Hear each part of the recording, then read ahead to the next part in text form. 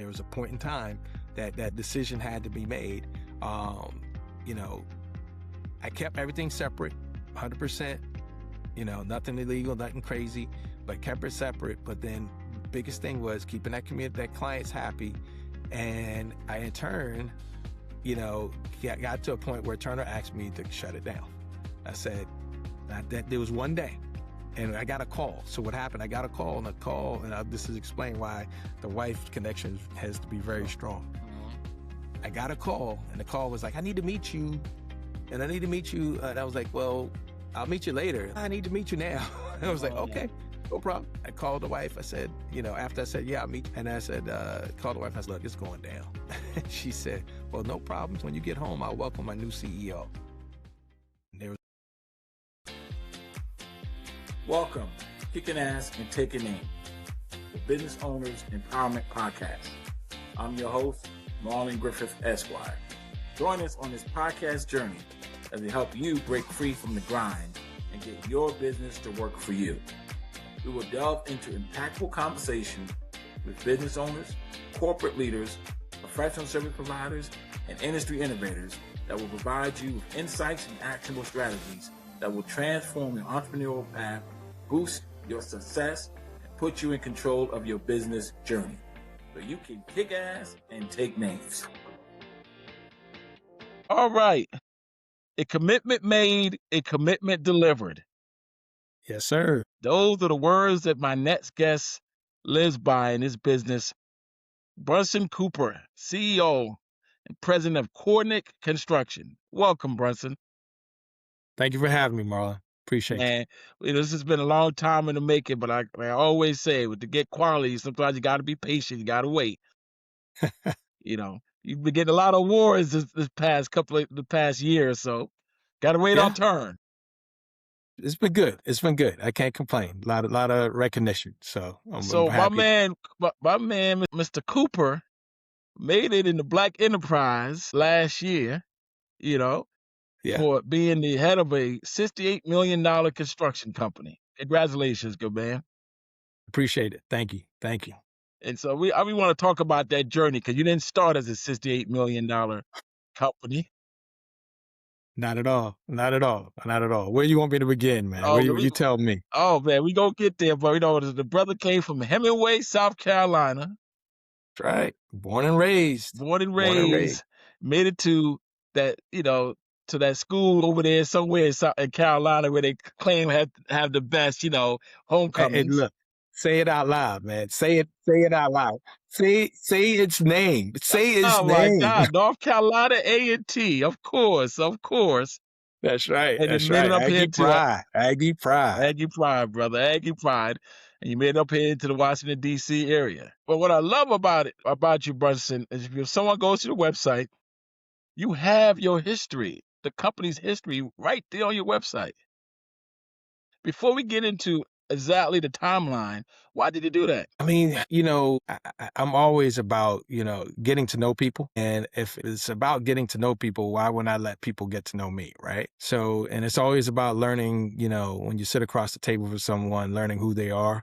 And especially when you're in negotiations, you want to know more about the person across from the table than they know about you, right? So you know, so it's all about information and what you do, right? So I'm a sponge, but I also like to give information at the same time. And you know, I think that collaboration and solutions and opportunity come when people really communicate and connect, right? And you know, it doesn't make any sense to be mysterious, right? You want to make sure that people are making the decision and looking at you in a way that, hey, they know exactly what they're getting.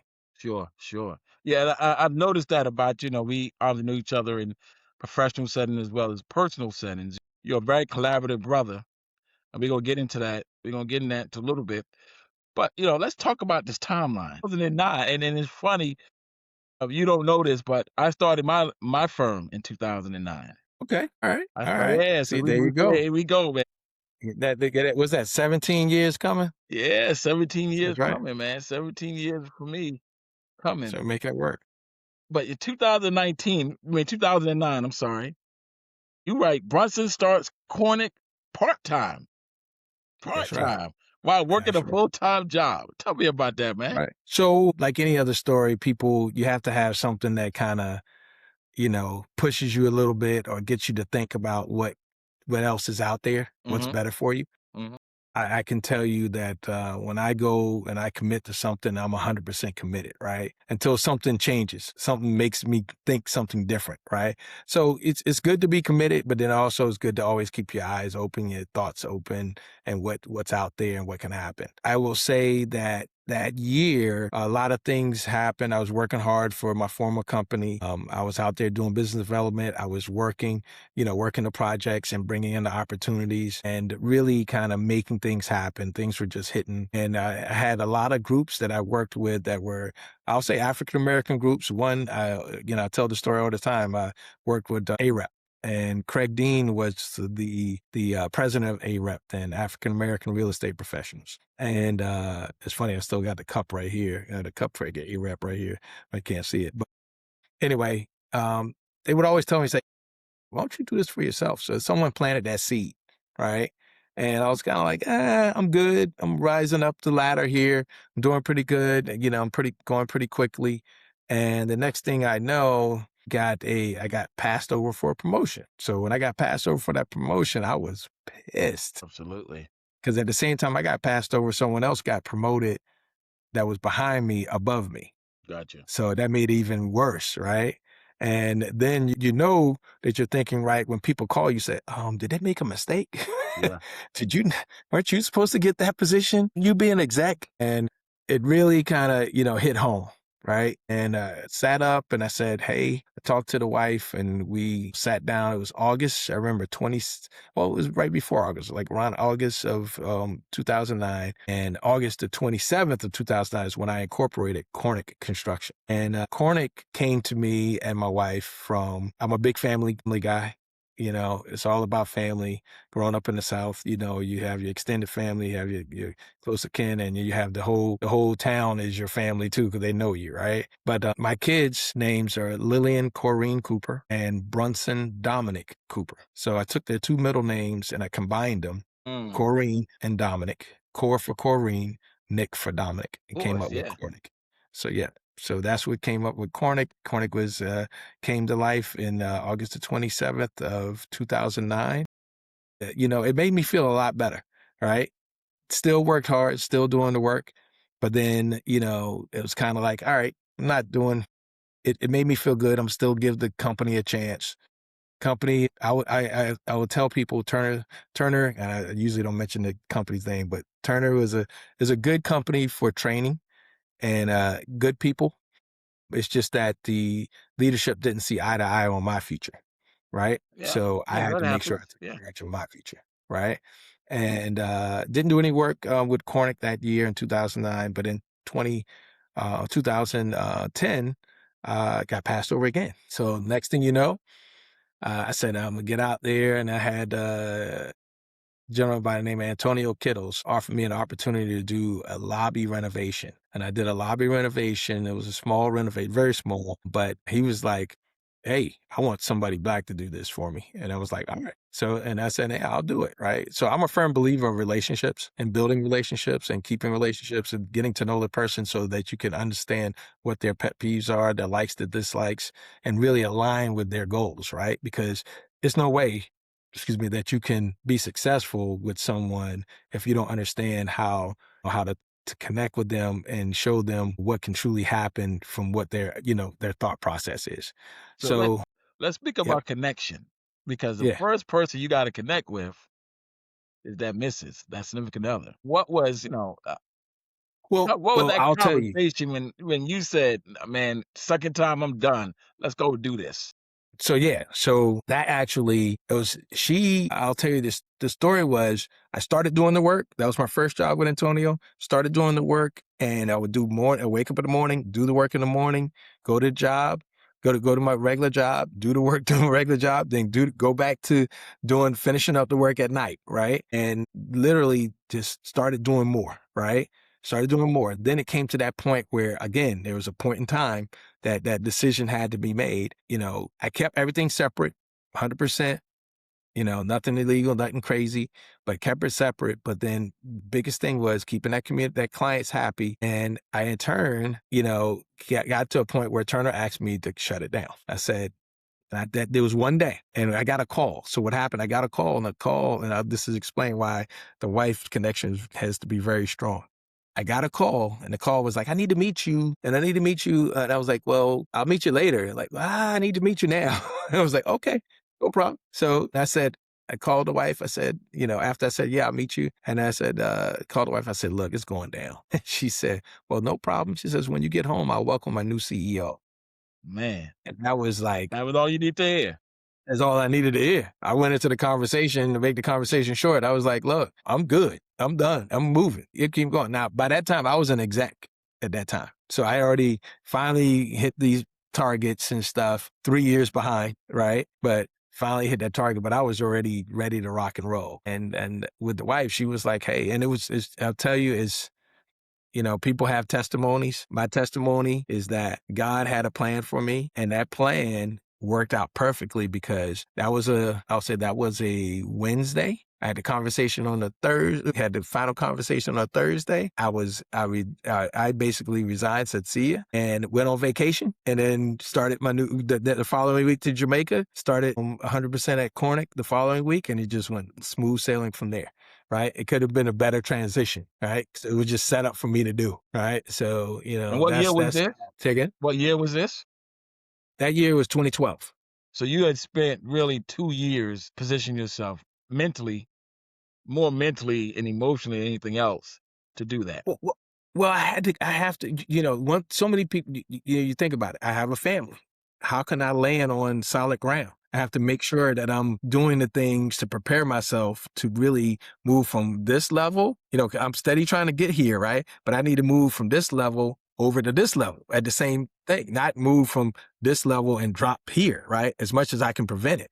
So I was building this up to be at this level, to be able to say, hey, let me step over and still maintain the responsibilities I have for my family. So that's what made it, sometimes we see the leader and we see the success, and we sometimes don't appreciate the family, particularly at the beginning when you're making a change and you're basically saying this may affect our lifestyle, but at least in the short term, but I'm not gonna try to let that happen. Yeah. And for that I'm gonna other maintain my partner to household. support you.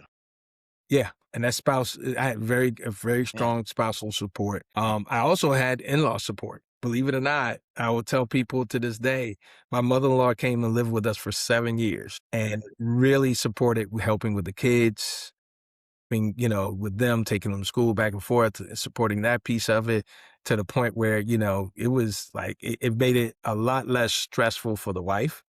And it made it really, it really worked all together, right? It's, I wasn't hard-headed enough to say,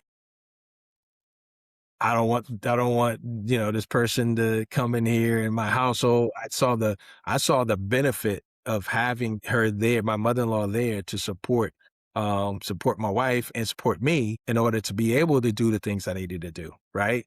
Because I had to make certain sacrifices, right? So, because those sacrifices, I thought about it was like, okay, let me make certain sacrifices now so that I can spend even more time with my kids later, right? I had my rules, no weekends, work, even though my phone did ring, Right. but I couldn't be anywhere besides home, right? And with the family. And that was good, coming home from work on the evenings, kids, younger age, they, spent time with them, did things, made sure that I didn't, with business development, I wasn't out like, continuous nights in a row to where I wasn't home for dinner or something like that. It just, I had to make sure I fit those things in. And my wife was very good about making sure I knew. Right. Holding me accountable, right? At the same time. And so it really worked, to our benefit to allow me to put that time in and grow from that standpoint. I mean, sometimes, it's easy to kind of look back on it now, but Yeah. You got to tell people when you're in that growth phase, survival phase and the growth phase, you still got to put boundaries. It's still, the whole adage of 24/7, I'm hustling 24/7. Yeah. If it's just you, then go do you, right? Go do you. But That's when right. you have a family, you have kids, you have to find balance. You have to you have to have some boundaries. And yes, it's important that when, your significant other sometimes remind you of the boundaries that you promised to keep. Exactly. That's Exactly. important. Even though Very maybe in the important. moment you're like, Very important.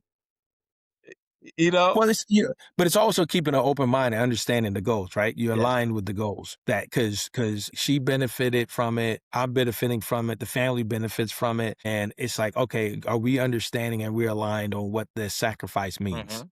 Right? What the outcome that we're looking to, and we're giving ourselves an opportunity to reach those goals, and this is what it's going to take, right? So that conversation was very important to make sure that we aligned on that. Now, allow me to skip a turn this a little bit. How much do you involve your children in not necessarily the business in and of itself, but business and the things that you do? I mean, I think our kids are not that different in age, Yeah, my kids are 19 and 17. right? So, I guess my kids don't want me to call them kids anymore. But Yeah, I say hey, until you get off the they're gonna be payroll, kids all the you still time. a kid. Yeah, you're still a kid, That's always, right. right? But how much did you Yeah. kind of have those conversations at dinner and at the ball game, just kind of sharing, or did you just? I'll say I didn't have it as much as I wanted to, Mm, but, you never can, as long as I'm a firm believer, as long as you're trying to do the right thing and you're trying to make sure and you're conscious of what you're doing, stay conscious of it. And, I'm my worst critic, right? I want to make sure I'm always doing the right thing. No one could give me more pressure than I give myself, right? When it comes to the kids, kind of like, hey, I want them to, they live their stressful free life, which they still probably do, to the point where I started involving them and showing them the projects, that I'm doing, right? And my son was at a crane lift for a rooftop unit down in DC when we were on the top of a building looking over at the Gonzaga football field, right? We're on top of the crane. He always remembers that, right? And we're putting a rooftop air conditioning unit, on top of the building, and he's like in awe. Right. So things like, and then my daughter coming to work with us, she's actually here now doing marketing for us this summer. Right. So her major is marketing now. So she's getting fully into depth into comms, marketing, the whole gambit. Right. So I want to make sure she understands, she knows it. My son takes pictures. He's a photographer now. Right. So he has his own photography business and he takes pictures of our job sites. So, and he takes pictures of our events. So I'm utilizing him to do things for the business. I haven't pushed them. I always told them that they will always be owners. They're never going to not be an owner, but I also looking for them to see when the opportunity is going to really, I keep putting those nuggets there for them to see what the benefit that they're receiving now and the bigger benefit that they can receive in the future by basically enhancing what I've already created, Sure, yeah. right? Because they can take something that's already here and build it. And it's not building it like you're not creating your own identity, but you're taking it to another level and benefiting from it even more so than I would. So I'm planting those seeds. Again, daughter doing marketing and PR, that's beneficial to the business. My son is going to look at his major of business and then with also photography, right? So I'm kind of like, hey, I'm kind of psyching them out a little bit, right? It's like, hey, do both. Let's see what happens. But I always want them to, go after their dreams and make sure that they succeed in what they're doing. But the real piece is they know the business. They can tell you what the business is about. They can Wow. speak on the business, anyone. And I tell you, it surprised me because I really didn't ask them really what kind of to learn that. They learned it. I didn't force them to learn it. They wanted to know what dad was doing. They wanted to know what dad is involved in. And I can tell you, both of them can rattle off what Kornik does, what type of company Kornik is, and really talk with the best of them, even here that's in the business right now. So it's a great sight to see, but time will tell what the next opportunity, for them will be. Well, let's talk about what does Cornet do? Oh, I mean, that's where we just so there you go, right? because whatever you did from 2011 to 6 years later, you became a $33 million company. So let me ask it a better way. What did you do from 2012 when you said, that's it, I'm all in, to 2017 to build a $33 million business? Hustle. Hustled. I realized I'll revert back a little bit. I was a cost engineer at Turner, and I learned how the company made money. And I really learned how each project went into created earnings, not just fee, not just, total earnings for each project, and how those total earnings came together for that business unit, and how that money those total earnings for that business unit went to corporate to be utilized for the stock at the time when they were, Turner was on the New York Stock Exchange. And I realized how the numbers came together. I realized the G&A, realized the overhead and profit side. I realized the operation side, how they brought in, and how the competitiveness of where the cost goes. I mean, I just went through the whole gamut there, right? So I ended up learning how to make money on projects and where our fee should be, where we can enhance our fee, where we can, and at the same time, have the client be happy with the product that they're getting, right? And want to come back for more. So over those years, when we first started, I thought that, oh my goodness, I'm going to jump out. I was doing 30 to 40 million in 2011 and in the beginning of 2012. I had a backlog of 20 to 30 that I was looking at. I thought I was going to jump out and do at least 10 million. Oh no. I had to recreate and really think about what is it going to take for me to build up the capacity, the revenue, all of the above to make sure that I get back to where I was, right? Learned a lot of things on how people would do work with me because I was with a big company. Now I'm a small company. It's more risk. So how do I lower someone's risk, right? How do I lower the liability that they may have in order to utilize me? I used to be one of their go-tos. Now I have to bid against my old company to be able to win the project, but then also make sure that I have the right insurances, the right bonding, the right financials, the right everything to make sure that that company feels that I'm going to start and finish that job, right? Also, I did a business development, a lot of getting to know the clients, like I mentioned before, a lot of helping them to understand that, hey, let's start off small. Yeah, I used to say, hey, I'll do a conference room for you, a little conference room. I'll do a little office and show you how we can work. And then we build it from there, right? Because then when you see me in action, then you're able to say, hey, I see how they operate. I can utilize them again and again. So I built that, continue to build that, and continue to gain more relationships, continue to get word of mouth of me being in there, in the industry.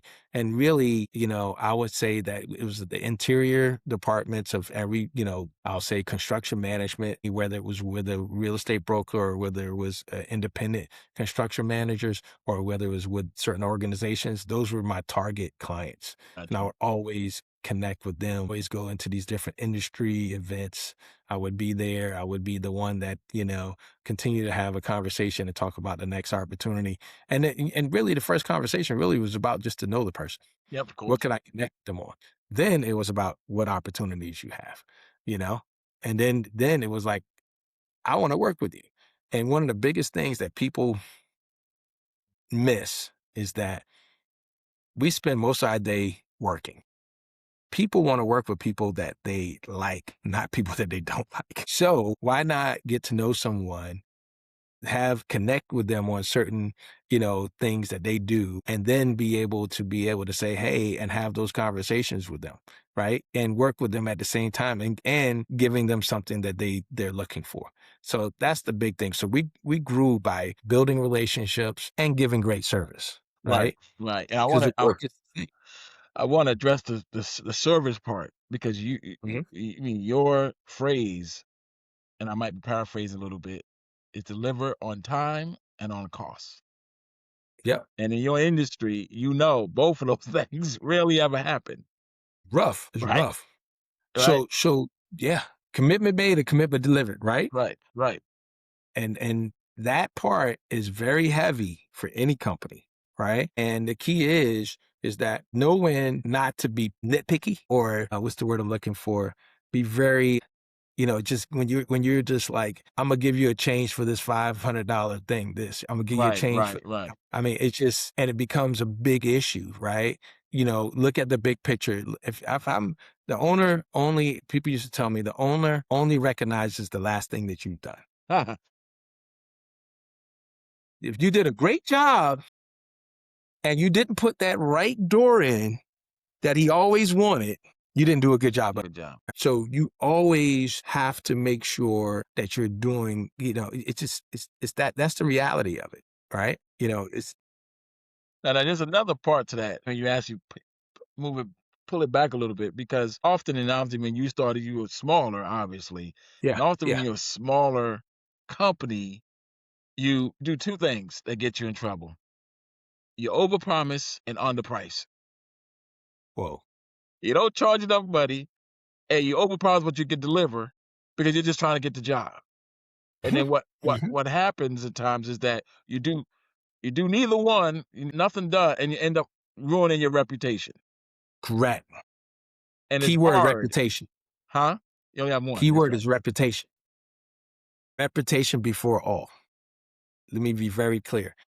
I would tell a client, it's like, look, you should be comfortable with me doing your job, because don't take it in no disrespecting way, but my reputation is above all.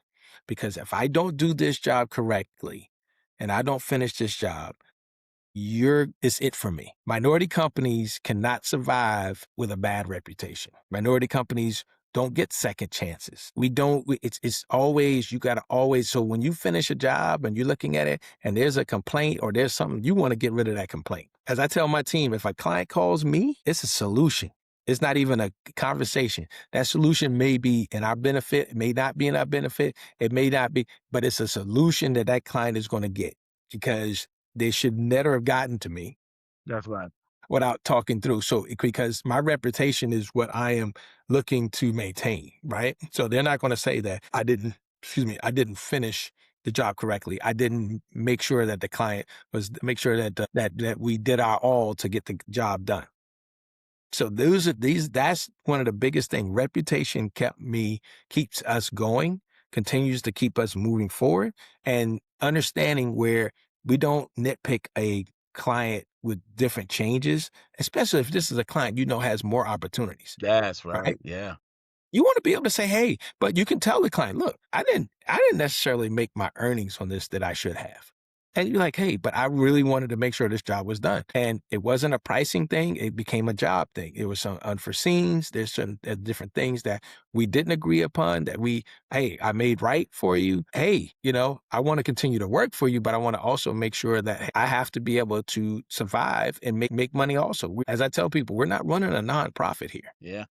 We're running a for-profit business. And that for-profit business, it shouldn't be nothing wrong with me making a good number on and giving you good work, right? So those two should be hand in hand. And if there's a client that wants to nitpick me on my numbers before I even start work, I start to question if this is the right client for me. That's right. Because I've fired clients before too.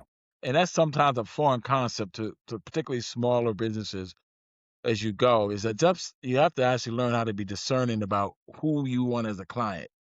That every client is not a good client. It's hard to own that when you're just trying to get some money in that account. But because you're trying to make payroll. You want to make payroll. You want to make so you got to make sure the number is flowing. You got to make know. But you do have to get to a point though where you kind of see patterns, and you like patterns. This because that's what it is. You see patterns. Usually, really have a surprise. They might have a different face, right? They have a different voice, but it's the same type of pattern. You kind of see. And you go, nah. Maybe this one is not for me. Or you price in a way anticipating what you know is coming, right? Yeah. So I think 2024, 2025, you made it to the 60+ million mark. Correct. Now, what you did, and this is one to get from roughly zero to 33 million is different than what you did to get from 33 million to 60+ million. Same. So the same people that were with you at the beginning are not with you then. You have different people to get you to different levels, right? You have different people that support. And I'm not going to say all people. Of course. But there's a certain amount of people that can work with you at the beginning. There's a certain amount of people that you outgrow as a company. I would definitely say, sometimes I tell people, I said, look, don't let the company outgrow you, right? grow with the company. You know the company is going to grow. You know this is the direction we want to be in. So you need to also align yourself with the fact that we're trying to grow as a company, right? And now there's people that I always believe there's a place for everyone, right? There are people that just want to be a straight PM, just want to do their job, just want to make it happen. Great. As long as that aligns with the growth of the company. That means I'm going to bring you different jobs. I'm going to bring you these. You're going to be consistent with that. You're not going to pull back and say, oh, we shouldn't be doing that. We shouldn't be doing this. We shouldn't be doing that. First and foremost, you have a lane that you're in. I have a lane that I'm in. My lane dictates the whole company. That's right. Your lane dictates your project. You can't dictate the way the company needs to go, especially if you don't know all the things that it takes to run the company. A lot of people forget that there are things that, there's lights to be, the simple thing. You got to pay for the lights. Got to pay for the space that we're in. Got to pay for everything. Your money, just making enough money just for you is not enough for the company. Right. I said this to my daughter, my oldest child, just very recently. And I said to her, I said, you only see what's in front of you. And you make your opinions based on what you see. You have no idea what else is going on. Right. And that's the difference between the CEO and people who work for the company. You right. got to see the whole thing. You know where they fit. Right. That's right. They don't see the whole thing. No, they don't. Right. They don't. And they're not supposed to. They're not a qualification of their So don't job. speak on the whole thing. Don't speak on what direction the whole thing. Right. There you go. Because you don't know the whole thing. That's right. And I will tell you, that's one of the things I think a lot of CEOs and owners kind of make mistakes on because everyone seeks guidance and support, and they seek, approval, right? Yeah. And the problem is where they seek it from, right? It's always good to be in tune with your people, your employees, and making sure that they are aligned, they understand that, and asking them for their opinion and everything else.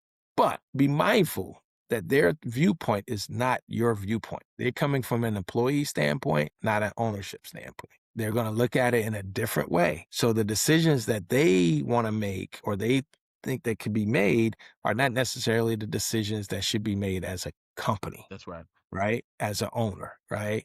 What are the different, where your vision goes, where you're taking the company, where you're handling the oversight. That's why it's important to have other CEO groups to be a part of, that people are like, people say be around like-minded individuals, right? And then brainstorm with those individuals and make sure that you're aligned with them. And then you can get pointers. I get pointers from a lot of people in the different groups that I'm in. I give pointers and I get pointers. So it really becomes it's very helpful. Right. And then, and then I also have mentors, right, that I seek out advice in, that's like in case of emergency, break glass, I do that. The thing that you do for your own personal and professional development is you have your own masterminds that you engage with, right? And then you have actual mentors that you also engage with.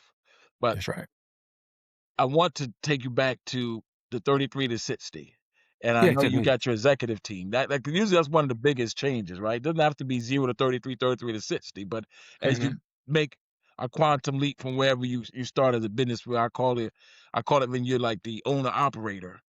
Yeah. Right. And you're moving and transitioning from the owner operator to actually being the owner of the company, while you're operating it. So now you really got to rely on your executive team. Yep. Right. Yep. And I know a couple of guys I know a couple of people on your team. Yes, you do. Good people. Right. Very good people. Very good people. Tell us about how that interplay, how that came about, and kind of how do y'all work together? So simple as that, James Morrow's been, but people don't know, I've known James since my Turner days. He used to work for me as an electrician. He was part of an electrical company. And then, I talked to him even before I started my business. We knew each other. Then through that whole time frame with me starting my business, doing things, he actually gave me advice during that time. Right. And he supported my goals of going out on my own until the point where, even going out on my own until the point where I said, look, man, you just need to come on over here. This is your home. Right. So he's been with me since 2014. So he's my senior vice president and, he takes care of all the business side of the business. Cause I learned that Hey, I'm a good construction person. I might not be a good business person in the Right. background, so I know my strengths and my weaknesses. Sure. I can make a deal happen for construction. I can put together a deal for construction. I got the knowledge of construction. I know how it's supposed to work. I know how to put together the package, right? But then the actual making sure I maintain the back office, maintaining the financials for bonding, maintaining. So you have to have these people, involved in the business. The other person that I have working for me right now is Christian Amizi. So Christian is my vice president of operations. So he's running all the project managers and the superintendents, assistant project managers, execs. He has that whole team. He's where, he's making, executing the projects for us, right? And making things happen. So those are my two VPs that I have with me, because without adding executive leadership, you're going to stress yourself out. Yeah. You're going to Yeah. stress, you're going to pull yourself into too many positions, right? And I'm one of those people that I continue to believe that if I'm not growing, I'm dying, right? If we're Well, not moving, it's gonna get something, it's gonna catch up. It's gonna do this, it's gonna squeeze, yeah. right? So we only can We do gotta so keep much. going, right? You gotta keep increasing that wealth gap or that profitability gap and keep it moving. But the idea of having executive team, really truly helps us to move from that 33 million to the 68 million. I had to have that leadership. I couldn't do it by myself. And now we're looking at adding more, you know. We need to add more, breaking into having more of an executive leadership team because I don't want to break them. Exactly. I need to Well, I there's need definitely to capacity, and you got to exactly that realize what capacity. you need to have. And one of the other So things, go ahead. yeah, so one of the things I had to realize is that I'll sit here and do everything all the time and run myself crazy, right? And I'll put myself because I'm like, I know this, and this. But then I had to realize it's like, wait a minute. I gotta have people make the right decision, people that take the right time to be able to make the right decisions, to do the right thing and be a specialist in this and that, right? So that I can really think clearly, because if I got too many things going on in my mind, am I gonna really make the right decision, right? I need to be able to step back, clear my mind, and the only way to do that is give up certain responsibilities to make sure that we're making the right decisions. Little money we're playing with now, right? That's We're right. playing with some good dollars here that we got to make sure that we're hitting the right That's way. right. A And bigger this is a project. very risky Yeah. business to be in. But I wanted to also touch on because I know a couple of people in your leadership team. I kind of know their personalities, and Yeah. uh, and I know yours as well. And I think it's safe to say that you are more, as one would expect, as the owner and the entrepreneur. You're more risk. You're more of a Oh yeah. risk taker. And so speak about my man James. He's a little bit more conservative or reserved. We balance each other out very well. And that's what's important because sometimes I think people look at leaders like, oh, I want somebody just like me or Yeah. whatever. Is you got to be able to get along, obviously, right? You got to have that relationship. But do you not Yeah. necessarily want somebody just like you?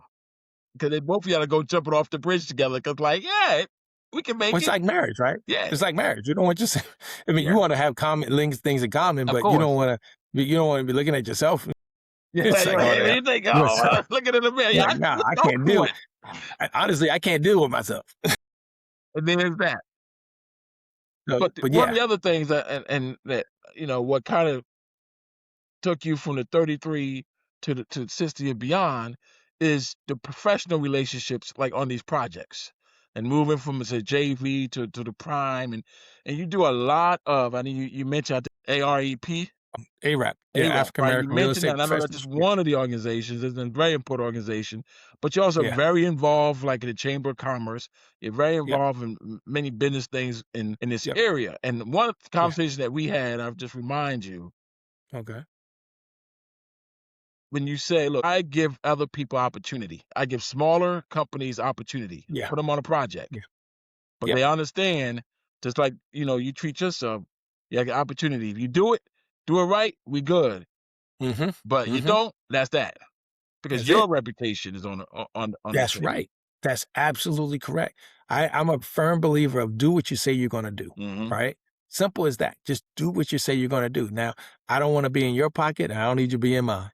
And the idea is this.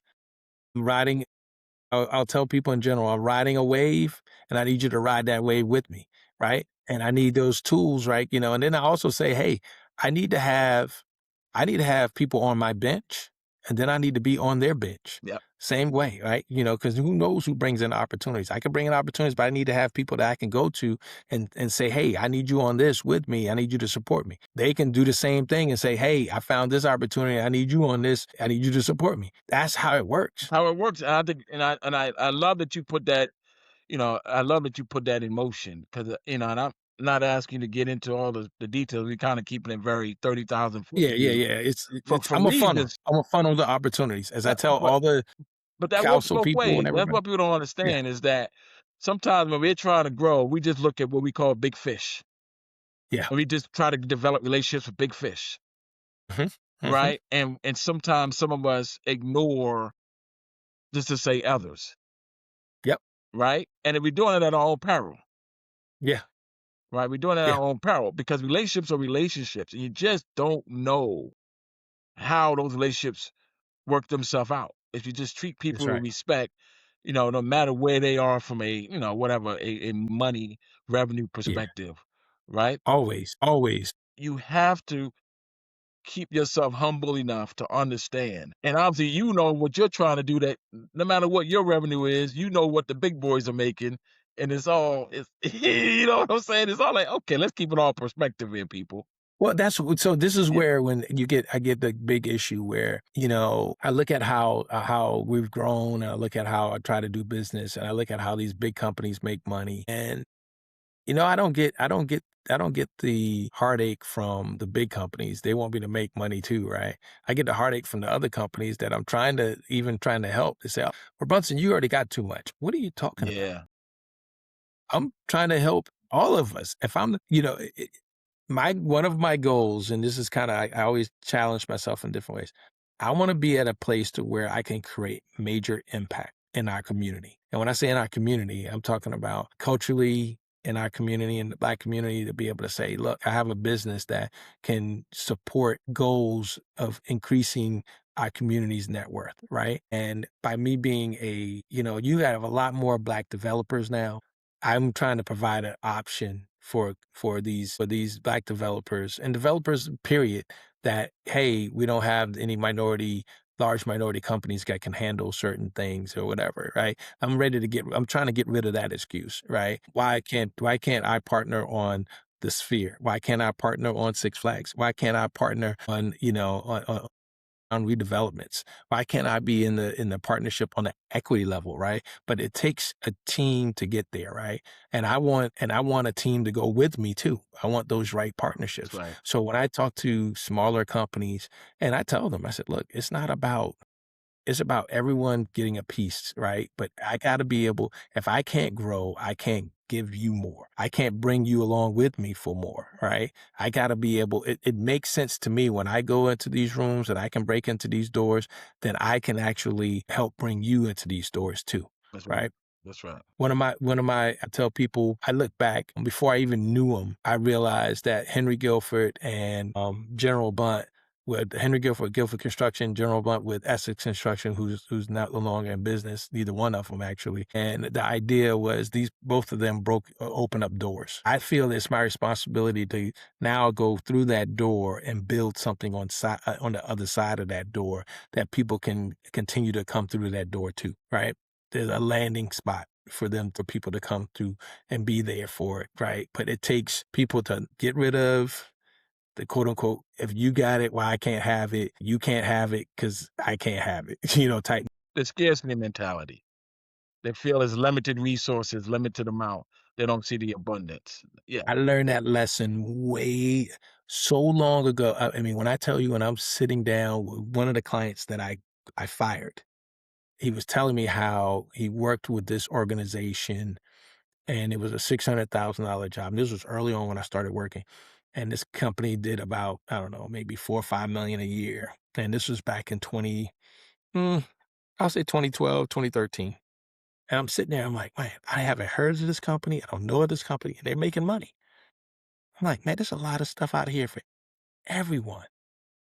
Why am I just looking at one spot? Why am I just trying to be in one area. I can go get more. I can get more. I can grow. There's unlimited opportunities here. As long as I make sure I'm doing it the right way, hey, that's it. Right. That's You it. know, is a book, U Squared. I'm just gonna mention the title. U Squared. That's YOU squared. Hmm. It's a book that many people should read because it's Okay. really about what you need to do to make that quantum leap Yeah. and getting rid of that limited beliefs, and that scarcity belief, you know, is crucial. But we're coming toward the end because I always promise I'm respectful of your time. Make sure that I stay I'll talk committed to all your day, time. man. I'll talk all day. Yeah, I So, know, but you might have other things you have to do, so I'm not gonna be responsible for that there, my brother. Oh, there's three lessons that you would give. Now I'm gonna ask a different way. If there's three things you could have told yourself in 2011, 2012 that you know now, right, related to building your business, what three pieces of advice would you have given yourself in 2011, 2012? I'll say, see, first one, I'll say I knew about it, but I didn't dig into it enough, right? Like my statement was create a strong foundation, right? Early on, create a strong foundation. Said it, did part of it, didn't do all of it because the business kept, the day to day kept doing it. But I would have taken heed and made sure that I did my processes, created my foundation to my processes of my business, and labeled those thoughts and processes out of my mind and onto paper, and so that people could read them and follow them, right?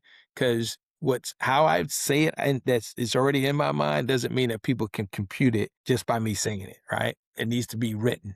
It needs to be labeled. It needs to be documented so that people understand what you expect and what you're looking to do. So I'm going through that, continuously going through that now, right? Because it's always a catch-up point, right? Because I'm doing it at a different size company, right? So it's like not at the first size. If I started then, that I would have built upon it from that point forward. Because construction is somewhat simple. People make it complicated, but it's like, hey, you gave me a set of drawings. I price a set of drawings. I build the drawing what the drawings say, and I have to do it at a quality and in the time frame that I said I was going to do it in, right? And in the cost, right? So that's the key thing. So that's the first one. I'll say the second was to invest more for the future. I did invest. I didn't take any money out of the company for many, many years. And when I say invest more personally, along with the business. I've kind of just, a lot of people like everything in the business, right? And I did a lot in the business. But the business is going to continue to, as it grows, it eats. Uh-huh. It eats. It's a simple way. You have a company says, all right, my revenue is 10 million and I do 7 million in cost, and I got 3 million every year, right? I may make some adjustments. It's not a product, right, that I have, and I know my margins and I just keep it that way. My business is I always every year have to create my revenue stream, right? I'm constantly selling. I'm constantly getting work. I'm constantly needing to get work to be able to fulfill that revenue stream. It's not just something that I produce. And I kept keeping the money in it, which is great. Don't get me wrong. But then it also, I think I would have probably split a little bit more in personal, so that what happens is not only which I'm fine, but what happens is that I realize that the business is going to always eat. Yeah. Yeah. It's going to always eat If you don't pay yourself, the business will take their money. yourself, You gotta right? pay yourself, And man. You you got gotta to pay yourself. compensate yourself for the work that you're putting in. Uh, And Yeah. third And then the third thing, last one, the third thing, I'm trying to think what else I would have told myself. Well, I learned this lesson. I realized that you can't think for other people. Many times I would go to sleep hard, go to sleep at night or not go to sleep at night thinking about why the heck this person didn't do what they're supposed to do. It was simple and straightforward. Why? Then I realized like, that person's sleeping real well at night. the life of the business owner, huh? What am what am I doing? Losing sleep over this? So I learned to really, I can't take everything personally, Mm, and I have to realize that I have to remain focused on the growth and what my targets are. I had some back and forths on stuff, and it just kind of, threw me off a little bit, whereas I could have done a lot more. I feel, for me, it's I don't know if it's just how the way I was raised, what was embedded in my mindset, but there's no limitations. There's no limitations. I'm looking to grow and continue to grow. I can see it, believe in it. It's no limitations. So I don't listen to the negativity and the craziness. I take it in though. I use it. Don't get me wrong. I use it. I'm not ignoring things and stuff. I learn not to just, I take it in and I use it and apply it to what benefits me in the right way. So, and that's pretty much it. That's how it works. I'll tell you that, those are three great things. And I would give you a kind of like a metaphor. It's the one thing that I always remind myself, because I mean I've seen you in professional and social settings, and you're like the rock star in DC right now, right? I mean, Black Enterprise. Now, let's keep it real. Your company and you're getting awards for this. Well deserved and well earned, Thank you. right? Thank And you. I'm seeing Appreciate it. situations where people are like, "Oh, Brunson," and you're a human being, right? Yeah. Yeah. That it's gonna have an impact on you, right? Yeah. The Yeah. danger of it is, if you start listening to all of that, you stop you stop being aggressive. You start trying to grow. So it's almost like I always say to people, as an example, and forgive me, always you go to the bathroom and don't put the fan on. And understand that you smell too. Your shit. There you go. You know what I'm saying? That keeps you humble, baby. That keeps you hungry, keeps you humble, keeps you on target. I don't know any other way. That's right. I don't know any other way. That's right. I mean, that's the way I've learned. I mean, I cannot, if someone thinks I'm smelling myself, I'm not, and I'm not, let me know. Cause that's not the reputation or the thought process that I want to project out to anyone. And cause I'm here trying to create something that I feel that is viable, is beneficial, not only to me, but then to people that I am around. I feel responsibility for the people that I have that work for me. I feel when people come work for me, I'm like, wow, you come working for me? Yeah. Appreciate that, man. Yeah. I am creating something that's good You are. that someone wants to be a part of, right? And it's just, it's humbling to me to keep thinking, because I appreciate it, right? Because, you could have chose any other company, right? And it still keeps the fire in me to continue to move the company forward. That's right. And I will tell you, we have goals that we're going to hit. And we're going to hit those targets. We have legacy plans. I have my legacy plan in place. We're working through our legacy plan. I have my, we call it the exit strategy, which my exit strategy is not to sell the company, but to continue to move into a different level so people can continue to move up. I believe in people's career growing and coming and working with me and growing their career. Yeah. I tell people, I don't want you to come and work as a job, because if this is a job to you, I don't want you. I want you to come because this is your career that you want to be a part of, and you'll see yourself obtaining where you want to be in life, through this business. And that's what I tell them. I mean, because to me, it's a true dream that has become a reality that I am living every day. Right. Yeah. And I'm continue to continue to do this. And it's been, I get energy. Yeah. I can see doing it. Yeah. And then when people say these things, like you just said to me, like, they're like, oh yeah, this, I was humbled to hear that I got an award for this. And it just, to me, I appreciate it. No doubt. I appreciate it. But I still got a lot of work to do. And I got, and that's where I look at it. My goals are here, and they're going to keep, and they probably going to keep remaining here. I'll probably be that old 80-year-old talking about what we can do here, what we can do there, but not trust me, they'll probably have me to the side somewhere, but not in the business. They'll probably be, I'll bring them in to help us on this or something. But at the end of the day, it's about creating something that I feel that can provide a real career and livelihood for individuals, which really internally helps me to fulfill my dreams. A great business coach said to me, goals are not destinations. It's what is required to force you to grow. Yep. So you keep making those goals. You keep growing, good brother. And we'll be here to watch you, support you, and cheer you on, my man. That's right. All right. That's right. I appreciate it. Thank you for listening to this episode of Kicking Ass and Taking Names, a business owner empowerment podcast. Remember, information is only as good as its application. So start making transformational changes to your business and life today. If you like the show, follow wherever you get your podcast. And if you are enjoying this on YouTube, hit that subscribe button and leave a comment letting us know what you think and what you want me to talk about in a future episode. If your business needs a legal partner, contact us at www.glgdc.com. Thanks for listening, and I will see you next time.